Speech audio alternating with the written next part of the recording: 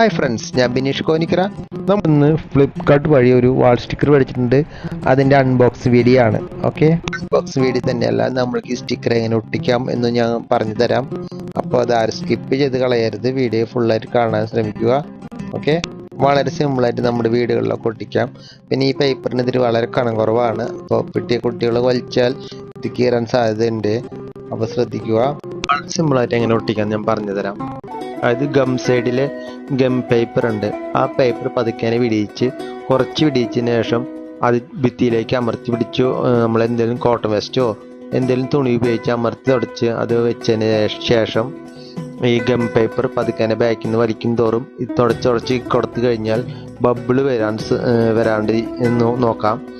പിന്നെ തന്നെയല്ല, ഈ പേപ്പർ ഇങ്ങനെ ഒട്ടിച്ചാൽ തന്നെയാണ് നമ്മൾ ക്ലിയർ ആയിട്ട് ഒട്ടുള്ളൂ. ഇതിന് വേറെ മെഷീനറി ഒന്നും വേണ്ട. നമുക്ക് ഹീറ്ററും കാര്യങ്ങളൊക്കെ ഉപയോഗിക്കുന്ന സാധാ സ്റ്റിക്കർ ഒട്ടിക്കുന്ന ആൾക്കാരുണ്ട്, അവരെ പോലെ നമുക്കതിന് ആവശ്യമില്ല.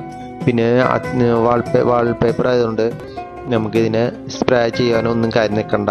കാരണം ഇത് ഷാമ്പൂ സ്പ്രേ ചെയ്യുന്ന ആൾക്കാരുണ്ട്. അപ്പോൾ ഇതിൻ്റെ ആവശ്യമൊന്നുമില്ല. വളരെ സിമ്പിളായിട്ട് നമുക്ക് ഒട്ടിക്കാം. ഇതിന് നമുക്ക് ആവശ്യമുള്ളത് ഒരു നനഞ്ഞ തുണിയും ഒരു ബ്ലേഡ്, ചെറിയൊരു കട്ടും മാത്രം മതി നമ്മുടെ ആവശ്യത്തിന് കട്ട് ചെയ്തെടുക്കാനുള്ളത്. വേറെ ഒന്നും വേണ്ട. നമുക്ക് പിന്നെ നമ്മൾ ഇത്തിരി ടൈം പിടിച്ച് ചെയ്യാവുന്ന കാര്യമാണ്. ഇത് പെട്ടെന്ന് കീറാൻ സാധ്യതയുണ്ട്. അപ്പോൾ നമ്മൾ പിന്നെ വളരെ ശ്രദ്ധ പണി കിട്ടി. കാരണം വേറെ ഒന്നല്ല, ചെറുതായിട്ടൊന്ന് ചുളിഞ്ഞിട്ട് നിൽക്കുന്ന ഷീറ്റാണ്. അപ്പോൾ ഷീറ്റ് പറഞ്ഞ് ചുളിഞ്ഞ് കഴിഞ്ഞാൽ അതിൻ്റെ ബബിൾസിൻ്റെ എണ്ണം കൂടും. ബബിൾസ് വന്നു കഴിഞ്ഞാൽ സ്റ്റിക്കർ അതിൻ്റെ ഒരു ഭംഗി പോവും, ഫിനിഷിങ് കിട്ടില്ല. അപ്പോൾ നമ്മൾ ബബിൾസ് വരാതെ പരമാവധി ശ്രദ്ധിച്ചാണ് ഇത്ര നേരം ഒട്ടിച്ചത്. അപ്പോൾ ഈ ചുളിഞ്ഞ സ്റ്റിക്കർ കൊണ്ട് ഞാനത് പരമാവധി ശ്രദ്ധിക്കുന്നുണ്ട്. പിന്നെ ഇനി ഹീറ്റ് ചെയ്യാനത് പറ്റുന്നില്ല. ഹീറ്റാക്കി കഴിഞ്ഞാൽ അത് ചിലപ്പോൾ കേടാവാൻ സാധ്യത ഉള്ളതുകൊണ്ട് ഹീറ്റാക്കിയിട്ടില്ല. അപ്പോൾ പരമാവധി അത് ക്ലിയർ ചെയ്തെടുക്കാൻ ശ്രമിക്കുന്നുണ്ട്.